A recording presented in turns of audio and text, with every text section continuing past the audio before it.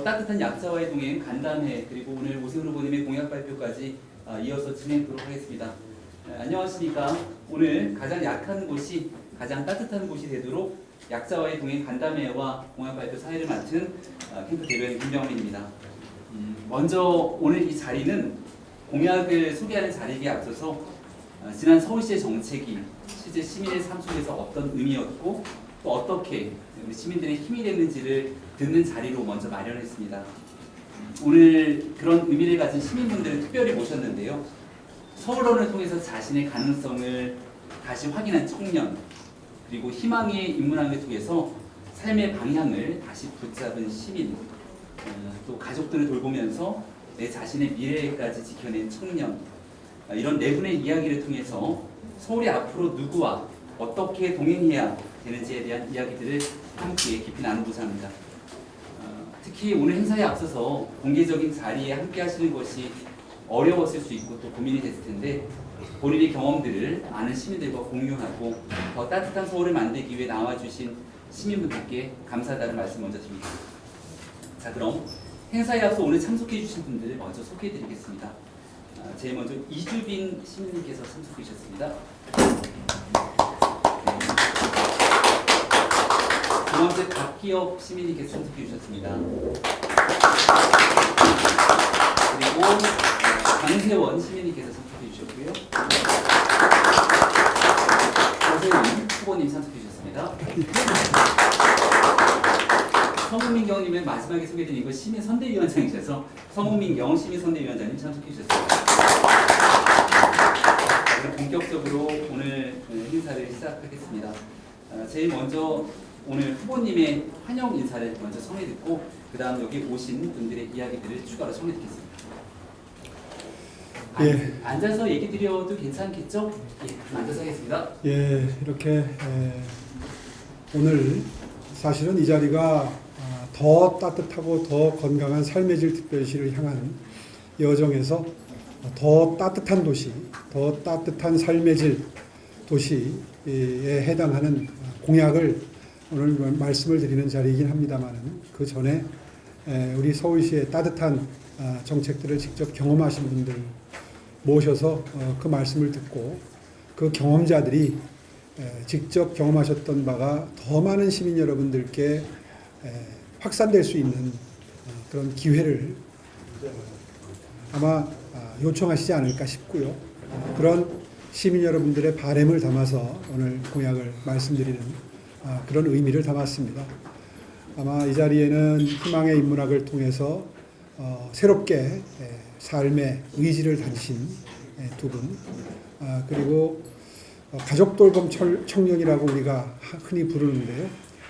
정말 힘든 그런 가정 환경 속에서도 편찮으신 아버님 모시면서 또 스스로의 꿈을 키워간 이주빈 씨, 그리고 서문민경 양 같은 경우에는 아마 이렇게 이름을 내놓고 스스로 서울런의 수혜 덕분에 새롭게 생의 의욕을 불태우게 되는 어떤 인생의 사다리를 오르는 그런 정말 자랑스러운 경험을 시민 여러분께 공유해 주심으로써 보다 많은 청년들에게 꿈과 희망을 불어넣어 줄 수 있는 그런 정말 좋은 사례라고 저는 생각을 합니다.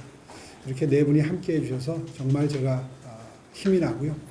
오늘 드리는 약자와의 동행 시즌2라고 할까요? 이 새로운 공약을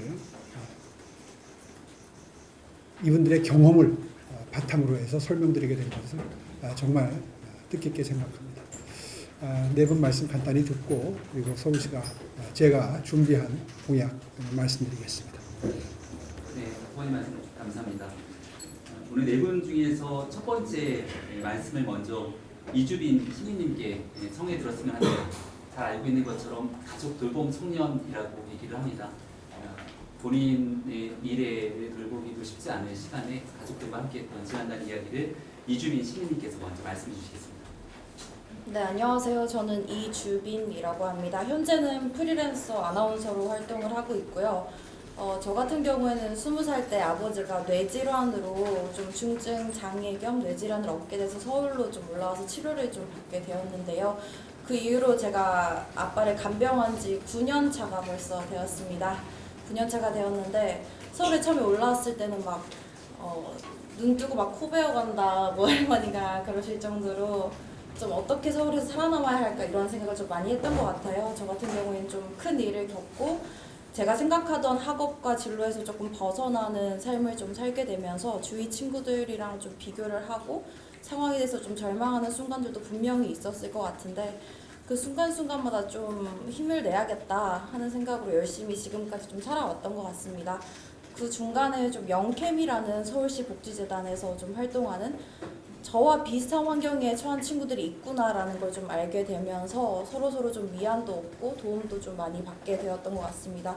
그 외에도 제가 가족 돌봄을 좀 9년째 좀 하고 있다 보니까 밤샘도 좀 일상이고 막 아빠 기저귀도 갈고 이것저것 체위 변경도 하고 해서 잠잘 시간이 일과 병행함으로써 좀 많이 부족한데 제 스스로한테 돈을 쓰는 경험은 좀 많이 부족했던 것 같아요. 그래서 아빠 병원비가 항상 우선이었고 그러다 보니까 그런데 서울시 복지재단이랑 서울시 덕분에 제가 건강검진 지원도 좀 받게 되어서 제 생애 최초로 건강검진을 또 해봤어요. 그래서 좀 어떤 점이 좀 안 좋은 데가 좀 있구나, 좀 개선을 해야겠다 이런 것도 좀 알게 되면서 그것 이외에도 약간 대신 빨래를 해주는 서비스 같은 것도 좀 받아보면서 좀 큰 도움이 저 같은 경우에는 서울시 덕분에 될 수 있었던 것 같습니다.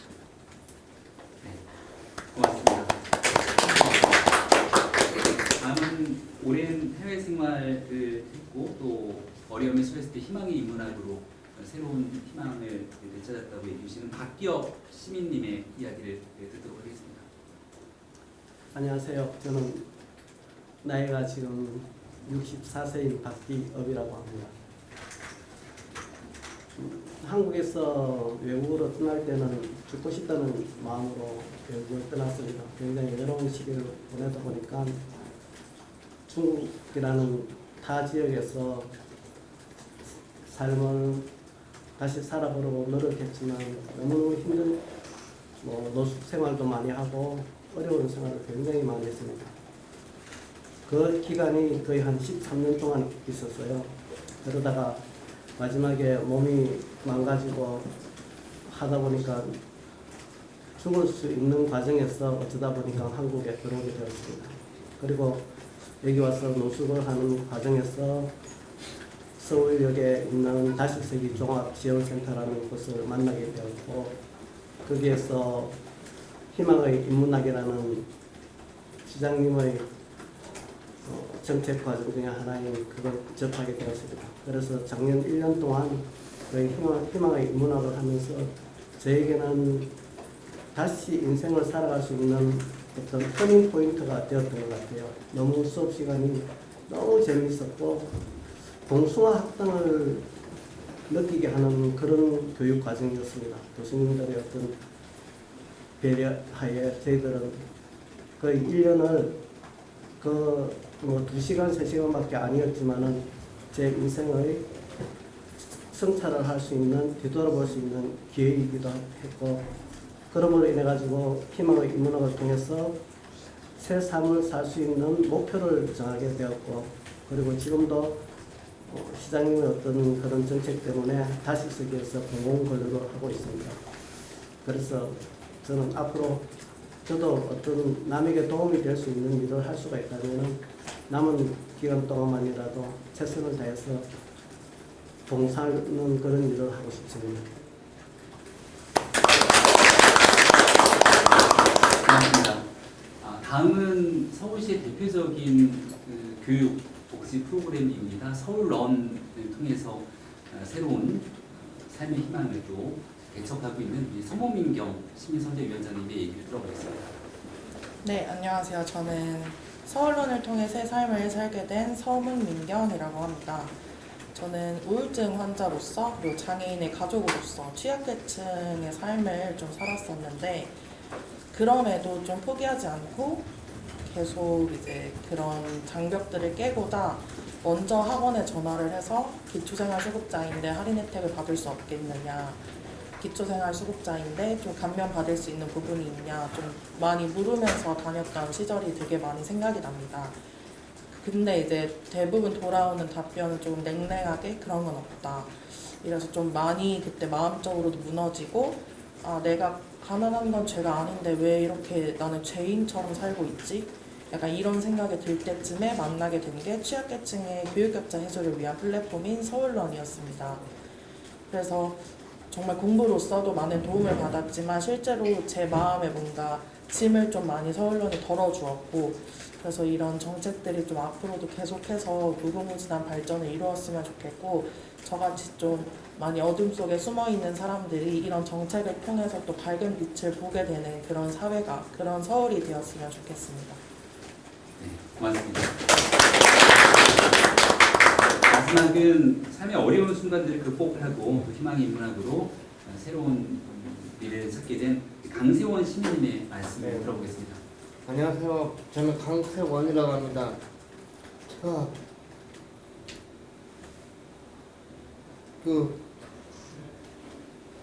결혼하고 결혼식에 갔다 거기서 파업 친구가 나타나서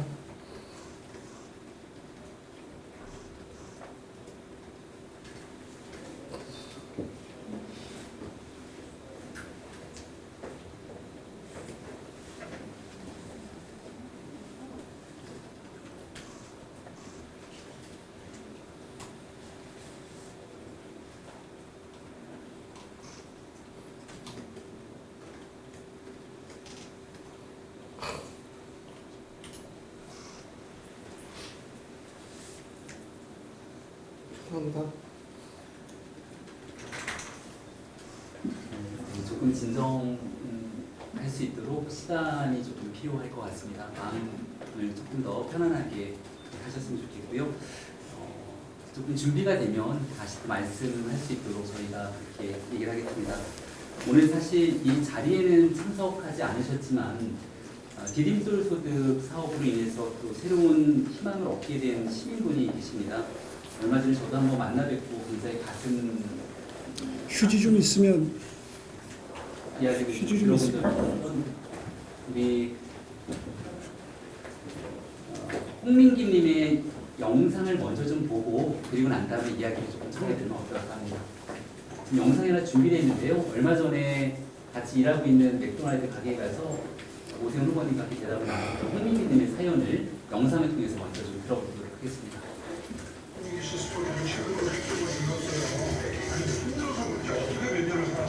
낮에는 소속이라고 저녁 때는 또 가서 공부하고 취업하게 되고 아버지가 보육 연고 양쪽이 없어지셔가지고 그러다 보니까 제가 그냥 24시간 하는 아버지 취업을 하게 되죠. 원리가 뜨거워서 기다리고 기록을 시켜도 아이고 그걸 초등학교 몇 학년 때부터? 6학년 때부터 6학년 때부터 지금 대학년까지 한 거야 돼요. 네, 그래서 어머니 최근에 일하셨다가 해고를 나갔어요. 일이 끌어들니까 숫자가 썼어가지고 대출이 안 된 것도 없었어요. 은행에서 되게 문자박자를 많이 나왔어요. 제가 멀쩡히 근로를 하고 있는데도 은행 상담 받으러 하면 숫자는 안 돼요. 나가세요. 임대소득 설명된 게 몇 년이었죠? 재작년 24년. 어떻게 알았어요? 여기 있는 거. 아버지 병원 해외를 왔다 갔다 할 때 어머니 TV에서 뉴스에 봤다. 은행 한번 있으니까 신청해봐라. 중국공항을 보내서 선대위로 또 맡겨서 수련금이 진짜 오늘 보이고 재밌는 그렇게 관심이 없는데 우리 끝내고 한참 피곤하고 빨리 집에 쉬고 싶을 텐데 이렇게 시간 내줘서 고마워요. 아니요, 시장님 직접 있으시면 몰랐어요. 시장님께서 청년들을 위해서 정책을 많이 준비해 주시고 많이 힘써주신 걸 느껴서 이번에 참여하게 된 거고 응하게 된 것 같습니다. 우리 홍민기 씨 스토리를 책으로 쓰고 읽었어요. 네, 얼마 전에 한 1시간 정도 넘는 시간을 같이 대담을 나눴는데 그 중에 요약된 영상을 같이 봤습니다.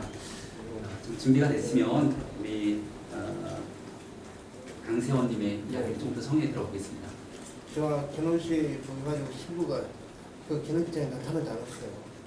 그래가지고 거기서 저는 그 상태 한 하루 하루를 딱 기다리다가 해가지고 집에 딱 갔었죠. 근데 집에서도 하루를 더 기다려보자고. 그래도 이틀을 기다려도 연락이 없는 거예요.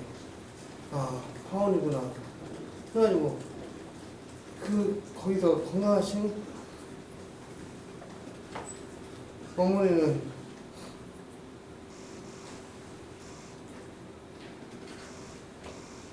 그 충격으로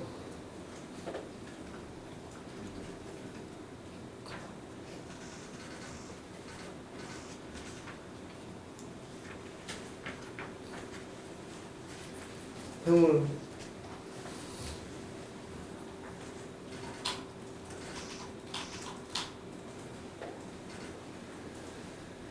힘드시면 네. 안 하셔도 괜찮을 것 같아요. 저희가 같이 공유하고 고맙습니다. 있는 이야기들을 나중에 간접적으로 좀 더 전해드리겠습니다. 어려웠던 시기를 겪으셨고 그럼에도 불구하고 우리 사회에 또 새로운 희망을 갖기 위해서 희망의 인문학을 통한 미래를 찾게 됐는데 이런 이야기들을 그래도 시민들한테 더 많이 알려주고 싶어서 용기 내고 자리에 함께 해주심에 진심으로 감사드립니다. 지금 네 분 그리고 영상은 더 홍민기 씨의 사연들까지 같이 좀 들어봤는데요. 지난 서울시정의 약자와의 동행 정책을 통해서 더 많은 시민들에게 많은 도움을 드리는 일들이 있었고 앞으로는 더 큰 과정들이 있을 겁니다. 후보님 얘기 좀 듣고 난 다음에 한번 같이 마음 드릴 수 있는 얘기를 조금 더 들려주시면 좋겠습니다. 공약 발표는 공약 발표는 그 뒤에 하겠습니다. 네. 예, 정말 어려운 참석을 해주신 시민 여러분들께 정말 진심으로 고개 숙여서 감사드립니다. 사실 본인이 겪으셨던 아픈 사연을 이렇게 공개적인 자리에서 시민 여러분들과 공유하는 것은 결코 쉬운 일은 아닙니다. 그런데 이렇게 용기를 내주신 건 경험하셨던 서울시의 이른바 이 약자와의 동행 정책들이 보다 많은 시민 여러분들께 전달이 되고 많은 분들이 이런 정책들의 경험자가 되셔서 서울시가 좀 더 따뜻한 도시 그렇게 해서 계층 이동 사다리가 복원이 되고 그리고 함께 포용 성장할 수 있는 그런 양극화가 해소되는 바람직한 도시가 되기를 염원하시는 그런 마음이 아마 바탕에 자리하고 있으시기 때문에 이렇게 어려운 경험을 공유해 주시는 거라고 생각합니다. 정말 감사드리고요. 서울시의 재원은 아시다시피 한정이 되어 있습니다. 그래서 이렇게 어려운 형편에 계시는 분들이 정말 많은 혜택을 받으셨으면 정말 좋겠지만 모든 분들께 이런 정책의 수혜자가 될 수 있도록 해드리는 것은 한계가 있긴 합니다. 그러나 첫술에 배부르지 않습니다. 어려운 재정 형편 속에서도 일부라도 그런 정책의 수혜자가 될 수 있도록 시작을 하게 된다면 서울시가 자부심을 가지고 있는 약자 동행 지수라는 게 이미 설정이 돼 있어서요. 약자 동행 지수가 각 부문별로 정책별로 그 수치가 떨어지지 않도록 관리하는 관리 시스템이 시스템적으로 디자인이 되어 있습니다. 그렇게 해서 매해 조금씩이라도 이 정책을 경험하시는 정책의 수혜를 받는 분들이 늘어날 수 있도록 노력해가겠다 하는 게 더 따뜻한 삶의 질 특별시의 목표가 되겠습니다. 잠시 후에 설명을 드리겠지만 예를 들면 우리 서문민경님이 경험한 서울런 같은 경우에는 지금 현재는 중위소득 60% 이하의 가정의 학생들에게 이 정책이 전달이 됩니다. 그런데 이제 목표하기로는 전체 소득계층의 70% 밑에 서울 시민들께 이 서울런에 정말 의미 있는 이런 경험이 공유될 수 있도록 목표를 설정을 했습니다. 또 희망의 인문학 같은 경우에는 정말 극단적 선택 직전까지 가셨던 분들이 많이 계실 정도로 정말 어려운 몸과 마음이 다 무너져 내리는 그런 경험을 하셨던 분들이 희망의 인문학에 참여를 하셔서 새롭게 생의 의미를 발견하고 그리고 재기의 어떤 열정을 불태우실 수 있는 바탕이 마련되고 있습니다. 그 덕분에 서울 시내의 노숙인 숫자가 지난 5년 동안 한 30% 줄어들었다는 게 저희들 통계인데요. 이것은 비단 저희 서울시가 갖고 있는 통계가 아니라 며칠 전에 방문했던 영등포의 광야교회, 여기가 이제 노숙인 돌봄시설입니다. 운영 책임자께서 요즘에 확실히 숫자가 줄어들었고 그 숫자는 한 30% 정도 되는 것 같다. 그리고 그 이유를 여쭤보니까 희망의 인문학이라고 하는 서울시의 정책을 접함으로써 생긴 마음의 변화, 이런 것들이 꾸준히 전달되면서 노숙인 숫자가 줄어드는 데 기여했다. 이런 평가를 해주신 걸 들은 적이 있는데요. 저희 서울시는 이러한 정책들을 꾸준히 펼쳐나가서 서울시의 노숙인 숫자를 한 20% 더 줄여서 한 50%까지 줄이는 것을 다음 4년에 목표로 삼겠습니다. 또 오늘 이 자리에는 아까 저 청년도 가족돌봄 청년이고요. 그리고 우리 이주빈님도 가족돌봄 청년인데 파악되기로는 한 1000가구 정도의 가족돌봄 가정이 있습니다. 아까 저 홍민기 씨처럼 초등학교 때부터 부모님을 간병하고 그런 어려운 환경 속에서도 공부를 병행하면서 저렇게 아르바이트도 병행하면서 꿈과 희망을 키워가는 그런 가정들이 참으로 많습니다. 이런 분들에게 디딤돌 소득의 혜택을 드림으로써 다시 한번 경제적으로 조금은 여유 있는 상태에서 가족도 돌보고 그리고 미래도 설계할 수 있도록 하는 정책적 접근을 준비를 했습니다. 그런 서울시의 더 따뜻한 삶의 질 특별시를 향한 여정에 꼭 필요한 공약을 잠시 후에 말씀드리도록 하겠습니다. 고맙습니다. 그러면 조금 더 이제 공약 발표를 해야 되니까요. 오늘 여기 참여해 주신 더 따뜻한 약자와의 동행 간담회는 이 정도로 마무리를 짓고 인사드리고 난 뒤에 당뒤를 좀 정리하고 공약 발표로 이어가도록 하겠습니다. 다시 한번 용기 내고 또 직접 경험한 정책들이 더 많은 서울 시민들에게 더 큰 정책으로 나가설 수 있도록 합의해 주신 많은 분들께 감사드립니다. 고맙습니다. 네, 방금 전에 미리 설명을 조금 드린 대로 이제 약자동행 시즌2가 앞으로 4년 동안 시작됩니다. 그 바탕에는 3년 정도 매우 공을 들여서 시행했던 디딤돌 소득 시범 사업이 바탕에 있습니다. 아시다시피 디딤돌 사업은 그동안에 아주 성공적인 성과를 내면서 아주 정교하게 진행이 됐습니다. 기억하시겠지만 에스테로 디플로 노벨 경제학상 수상자시죠.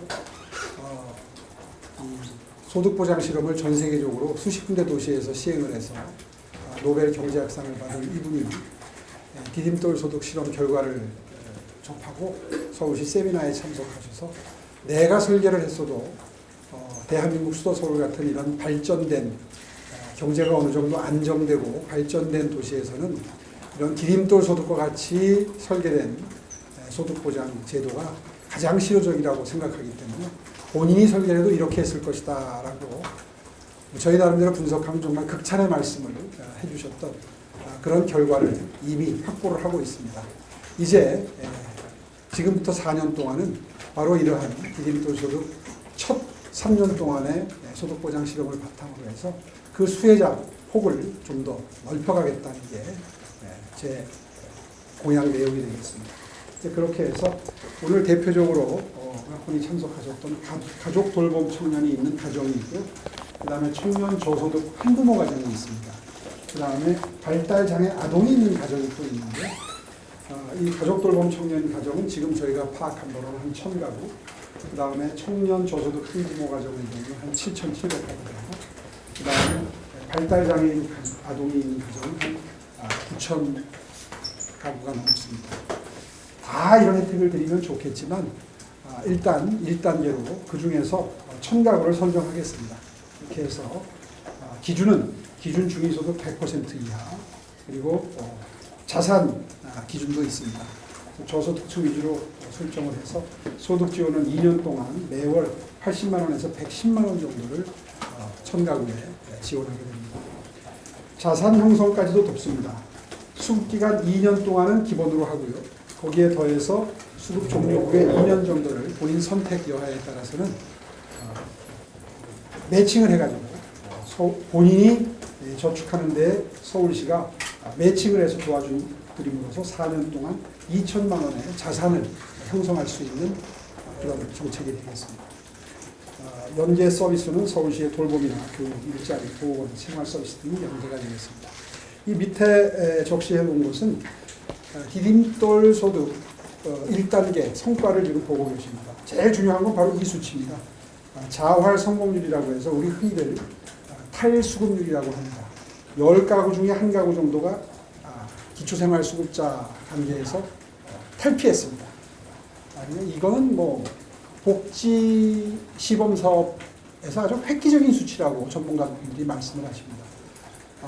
10가정 중에 1가정이 탈수급을 한다는 것은 상상을 못하던 일이었습니다. 물론 디딤돌 소득이라고 하는 것은 열심히 일을 하면 기초수급자의 경우에 열심히 일을 하면 오히려 기초수급자 자격을 박탈당하는 이런 부작용이 있기 때문에 일할 기회가 와도 망설이게 되고 일하는 것을 회피하게 되고 그리고 일을 하더라도 숨어서 하게 되고 이제 이런 정말 상상하기 어려운 부작용이 있는 제도였는데 이런 부작용을 일거에 해소할 수 있는 새로운 소득보장 실험이었고요. 그렇기 때문에 10가구 중에 1가구가 탈수급을 할 수 있었다는 얘기입니다.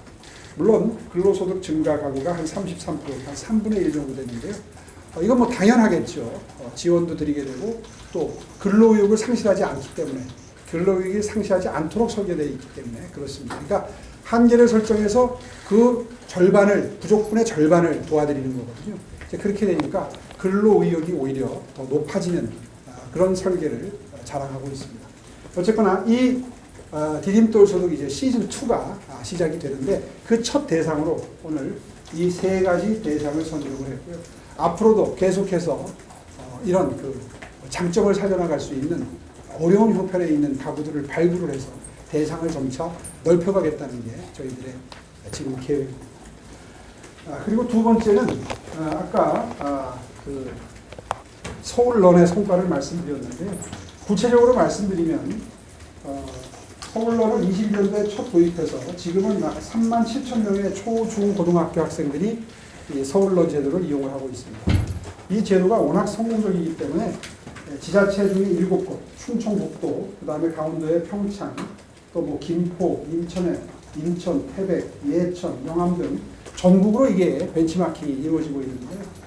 그 성과는 학업 성취도가 굉장히 획기적으로 좋아지고 그럴 수밖에요. 뭐 누구라도 듣고 싶어하는 강남의 소위 말하는 초인류 학원이죠. 일타 강사들의 강의를 온라인으로 무료로 들을 수 있는데 거기에 교재대가 상당히 부담이 되는데 이 교재대를 또 서울시가 부담을 합니다. 그리고 1대1로 멘토를 붙이게 되죠. 이렇게 해서 과목별로 조금 뒤처진 이런 과목들을 학생들 스스로 학습 욕구를 자극해가면서 보충 수업을 받는 셈이 되는데 이 성과가 지금 아주 뚜렷하게 나타나서 사교육비 감소된 가구가 52.4%로 월 평균 35만 원씩 사교육비가 절감이 됩니다. 그러니까 처음에 왜 공교육으로 해결될 것을 사교육으로 하느냐 이런 비판론이 있었는데 이제는 그런 비판이 모두 약해졌습니다. 왜냐하면 사교육비를 절감시키는 효과가 있다는 게 분명히 입증이 됐고요. 지금 현재는 중위소득 60% 이하의 학생들에게만 정책 대상으로 설정이 되어 있는데 이것을 이제 전체 소득계층 70% 이하로 확대를 하게 됩니다. 그렇게 해서 초, 중, 고 전체 소득학위 70%까지 하고 EBS 및 교육 전문 플랫폼에서 제공되는 누구나 듣고 싶어하는 고품질 인강을 듣게 될 수 있고 교재까지 제공을 하게 됩니다. 그리고 여기에 더해서 이제 이 서울론이 진화, 발전해서 진로 특강이나 인문 소양 강의나 등 심층적인 학업까지 병행되고 있고요. 맞춤 공부법, 진로, 진학 상담을 위한 대학원생의 매칭, 아까 말씀드린 대로 1대1 멘토링, 코치 이 멘토링과 코칭이 가능하기 때문에 굉장히 학습 성취도가 빠른 속도로 높아집니다. 거기에 더해서 이제 요즘에 AI 학습이 보편화되기 시작했는데 이 방법론도 동원을 하게 됩니다. 이렇게 해서 이른바 무너진 계층이동 사다리를 교육으로부터 복원하는 셈이 되겠습니다. 이 외에 이것은 이제 종합적으로 약자 동행 정책을 발표하는 마당이니까 그동안에 발표했던 양육과 간병사 이중 돌봄가구 이건 엊그저께 발표했죠. 그리고 외로움 없는 서울이 또 굉장히 서울시가 공들여서 론칭을 해서 뭐 BBC도 그렇고 며칠 전에 뉴욕타임즈도 여기에 대한 기사를 실은 것을 본 적이 있습니다. 외국 언론들이 훨씬 더 관심이 많습니다. 몸 건강도 중요하지만 마음 건강도 중요한데 이 마음 건강, 특히 외로움을 해소할 수 있는 도시인들의 이 소외감을 해소할 수 있는 마음 편의점을 네 군데에서 이제 25개 저축으로 확산시킨다는 말씀을 이미 드렸는데 그런 내용들을 내용으로 하고 있고요. 특히 심야, 근로 측면의 안심 동행 같은 것도 이미 설명을 드렸습니다. 아까 말씀드린 것처럼 노숙인들과 쪽방 주민의 다시서기 프로젝트라는 게 이 동행 식당이나 옹기 창고, 동행 스토어, 그리고 희망의 문화 이런 패키지 접근법을 통해서 다시 생애 의욕을 느끼고 재도전할 수 있는 그런 사회적 분위기를 만들고 재활 의지를 보이는 분들께는 공공 일자리를 제공함과 아울러서 이제 좀 더 진도가 나가게 되면 일자리로까지 연계가 돼서 며칠 전에 만났던 김점수 씨 같은 경우는 오늘 이 자리에 오늘 일하는 날이라서 참석을 못 하셨는데 의류회사에 취업을 하셔가지고 지금 벌써 1년째 이제 완전히 정상적인 직장 생활로 돌아오신 사례를 발견할 수가 있습니다.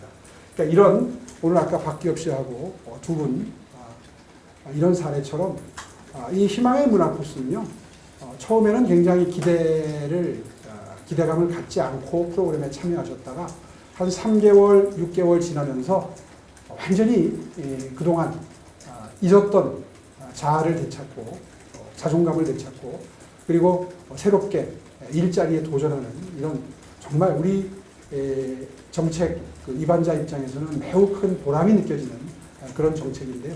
이런 정책들이 앞으로 더 따뜻한 삶의 질 특별시 서울에 바탕을 이룰 수 있도록 하겠다.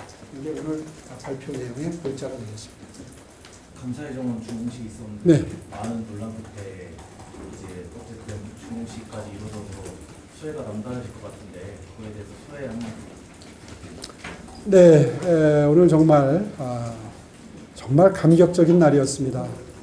사실 그동안에 광화문 광장이 국가 상징 공간임에도 불구하고 대한민국의 정체성은 그곳에서 발견하기가 어려웠습니다. 이순신 장군님의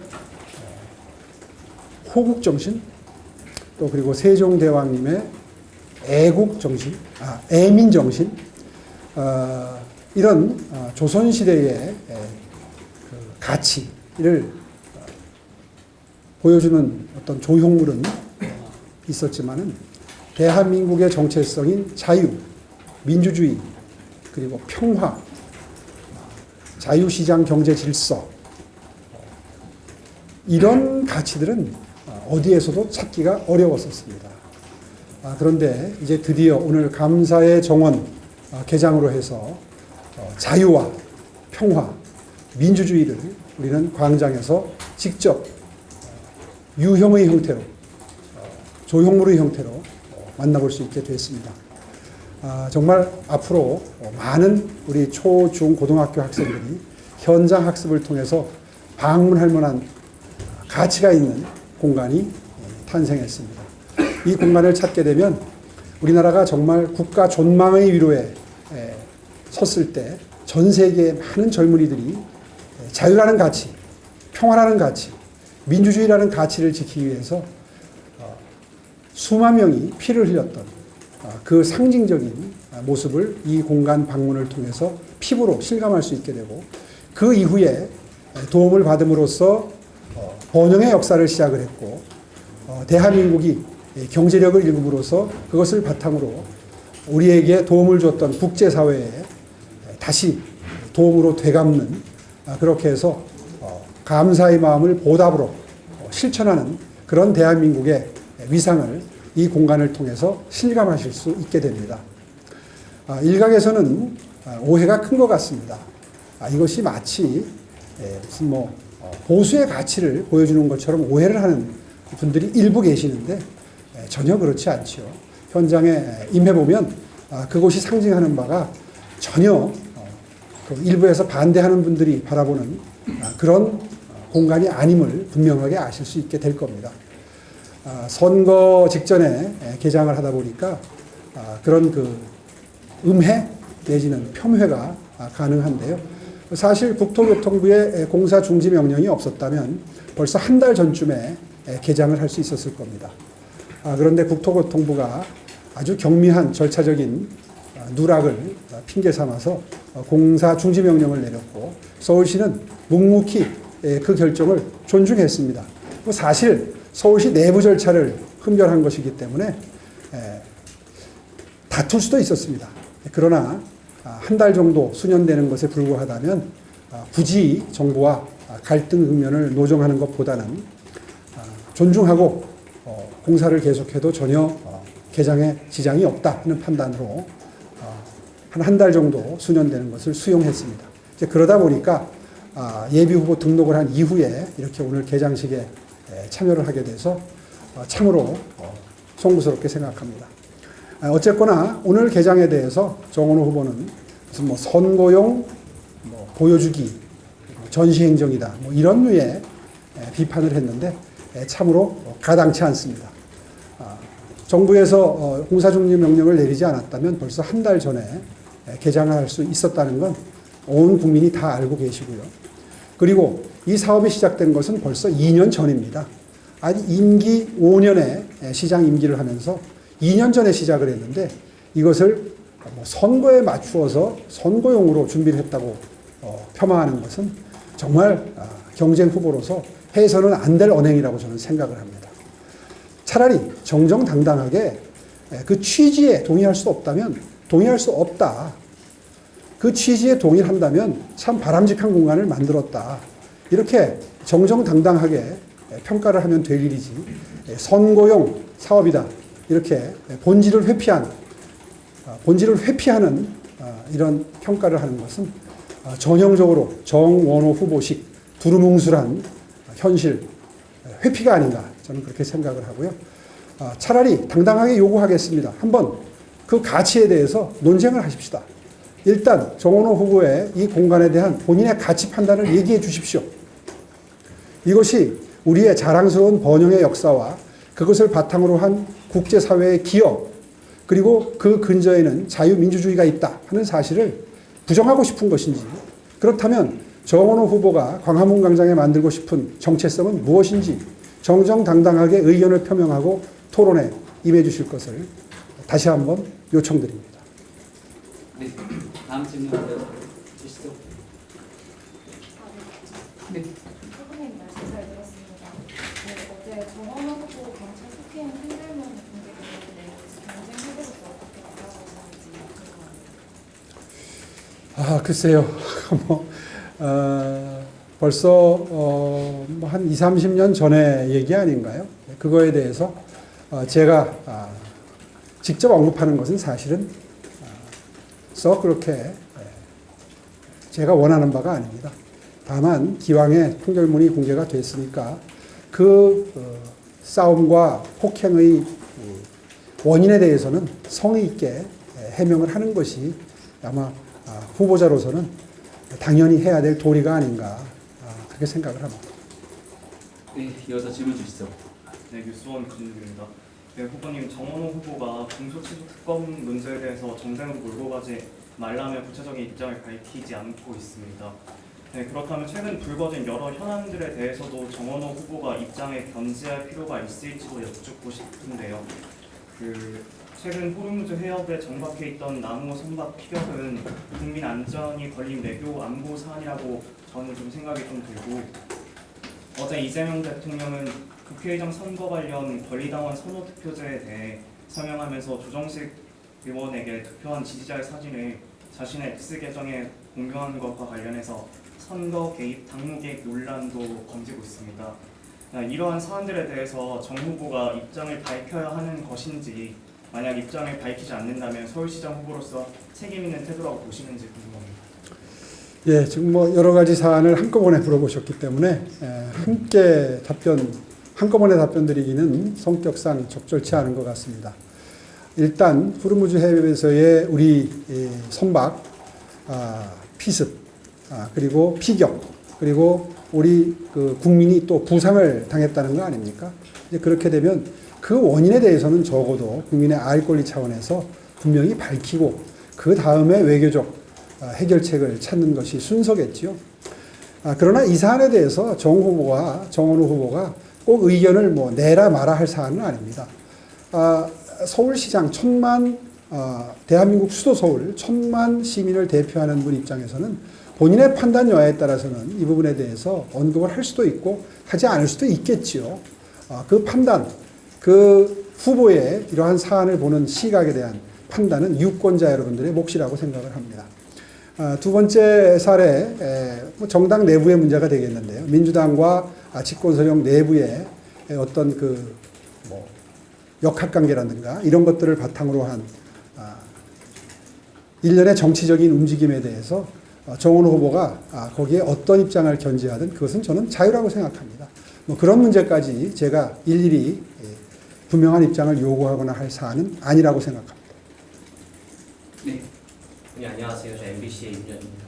아까 그 감사의 정원에 대해서 말씀해 주셨는데 이제 정원호 후보가 지적한 부분들에 대해서 말씀해 주시긴 했는데 이제 그 범여권에서는 어쨌든 오늘 준공된 이제 감사 정원에 대해서 뭐 이게 세금 낭비다, 뭐 이제 전시성 조형물이다 이런 의견들도 좀 나오고 있습니다. 이에 대한 후보님의 입장도 좀 부탁드리겠습니다.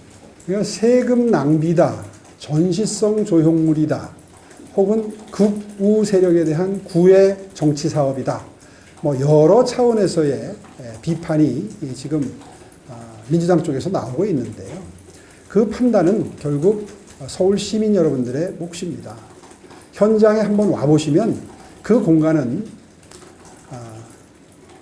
전 세계 22개국에서 대한민국의 자유, 민주주의, 그리고 평화를 지키기 위해서 목숨을 걸고 찾아와서 도와주다가 피를 흘리고 전사한 분들에 대한 그 희생을 기리는 의미와 함께 그 덕분에 번영을 이룬 대한민국의 오늘날의 국제사회를 향한 기여, 이런 것들이 동등한 비중으로 다루어져 있는 그 조형물, 또 그 지하 공간의 컨텐츠를 보실 수가 있습니다. 과연 이러한 가치가 현실적으로 가시적인 형태로 시민 여러분과 다시 말해서 내국인과 외국인들에게 찾아가는 공간이 됐는데, 이것을 지금까지 이제 공개하기 전이니까 많은 정치 공세가 가능했지만 이제 공개가 된 이상 현장에 와서 보고 눈으로 확인하고 실제로 그렇게 구현이 되어 있는지를 명확하게 인식한 다음에 내놓는 평가가 가장 정확한 평가라고 생각합니다. 그런 의미에서 지금까지 각종 정치 공세를 했던 것들은 저로서도 도저히 동의할 수 없는 비판입니다. 더 이상 그런 정치 공세에 머물지 말고 현장에 임해서 그동안에 서울시가 구현하고자 했던 가치를 제대로 구현했는지를 평가하고 정당한 평가를 해주기를 바라는 것입니다. 비판할 게 마땅치 않으면 항상 전시행정이라고 하고, 본인들이 동의할 수 없는 사업이면 항상 세금 낭비라고 하는데 얼마나 공허합니까? 그분들의 전시행정이나 혹은 세금 낭비라고 이야기했던 각종 서울시의 시설물들, 동대문 디자인 플라자를 만들 때도 똑같은 비판이었고요. 세비섬을 만들 때도 똑같은 비판이었고, 지금 서울 시민들의 대표적인 여가 휴식 공간이 된 한강공원들을 만들 때도 똑같이 전시행정 세금 낭비 이야기가 있었습니다. 이런 식의 정치 공세에 더 이상 매몰될 서울 시민은 없다. 저는 이렇게 단언할 수 있고요. 부디 현장에 임하셔서 확인하시고 그리고 새로운 평가를 내놓아 주기 바랍니다. 다시 한번 정원호 후보의 입장 표명을 촉구합니다. 이 정도면 개략적인 질문들이 됐을 것 같은데요. 네.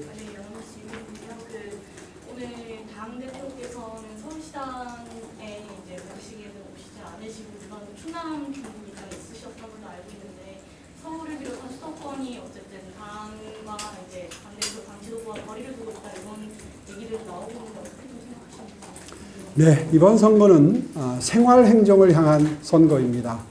따라서 당과는 전략적 역할 분담이 저는 필요하다고 생각하고요.